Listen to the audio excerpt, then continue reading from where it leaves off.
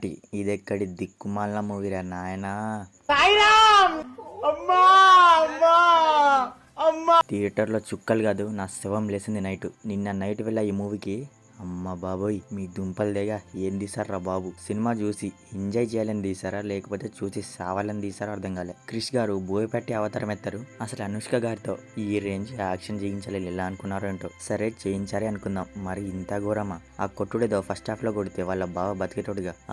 వాళ్ళ బావ చావాలి, కోపంతో ఈమె అందరిని చంపేయాలి. ఆమె ఒక లేడీ అనే విషయం మర్చిపోయి అందరిని చంపేస్తుందంట. ఇదేం ఘోరం అండి బాబు. ఒక లేడీ ఎంతమందిని చంపేయడం ఏంటి? ఇందులో అనుష్క బాలయ్యనే బీట్ చేసింది. ఇప్పుడు అరుంధతి రుద్రాదేవి ఉంటది, అందులో అనుష్క యాక్షన్ కి ఒక పద్ధతి పాడు ఉంటది. ఇందులో అయితే ఏకంగా గీట్లే ఎత్తేసారు. లిటరల్ ఇందులో అనుష్క యాక్షన్ చేస్తున్నప్పుడు దీనమ్మ ఏం జీవితం రా అనిపించింది.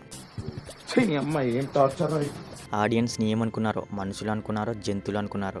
వేదంలో అనుష్క గారికి అలాంటి ఒక క్యారెక్టర్ రాసిన క్రిష్ గారైనా ఇది తీసింది అనిపించింది. ఘాటి ఆమెను చూస్తే గజ్జలు వెనకాలి ఇందులో ఒక్కొక్కరికి అలా చూపించారు. నా కర్మ కాకపోతే. ఘాటి అంటే వీళ్ళుంది గంజాయి సప్లై చేయడానికి కాదు, ఘాటి అంటే జస్ట్ గంజాయి మోయనీకే అని వాళ్ళు ఎవరు యాంటాగోనిస్ట్ వాళ్ళు. వీళ్ళేమో ప్రొడక్షన్ డిస్ట్రిబ్యూషన్ అన్ని చేసి సడన్ గా జ్ఞానోదయం అయ్యి మీ పని చెయ్యమంటారు. మీ పని మానేస్తాం అంటే వాళ్ళు ఊకోరు. ఆ తర్వాత ఈ ఘాటి వాళ్ళకు ఆ విలన్స్ కి మధ్యలో ఏమైంది అనేది movie plot. Literally second half ఇదెక్కడి దిక్కుమాల మూవీరా అనిపించింది. పిచ్చ బోరింగ్ గా ఉండడమే కాకుండా కోపం, ఫ్రస్ట్రేషన్, చిరాకు ఇదంతా తెప్పించింది. ఇదేం కర్మరా బాబు అనే రేంజ్ లో మూవీ వెళ్తూ ఉంటది. మూవీ రైటింగ్ విషయానికి వస్తే తీసుకున్న ప్లాట్లే నొక్కే గానీ execution, script development, character writing, character ఒక డెవలప్మెంట్, షీలా క్యారెక్టర్, వాళ్ళ బావ క్యారెక్టర్, వీళ్ళందరి క్యారెక్టర్స్ ఎంత తక్కువ మాట్లాడితే అంత మంచిది. ప్రతిదీ కూడా బొక్కలా ఉంది. క్యారెక్టర్స్ చేసే ఓవర్ యాక్షన్ తప్ప మిగతా అంతా ఏముండదు మూవీలో. నాకైతే అస్సలు బాలేదు మూవీ. ఈ కళాఖండం గురించి ఇంకా చెప్పాలి కానీ టైం లేదు. పర్ఫార్మెన్స్ విషయానికి వస్తే అనుష్క యాక్టింగ్ అస్సలు బాలేదు. ఆ రోలే సెట్ అవ్వలేదు ఆమెకు. ఇక యాక్షన్ అయితే తల పట్టేసింది.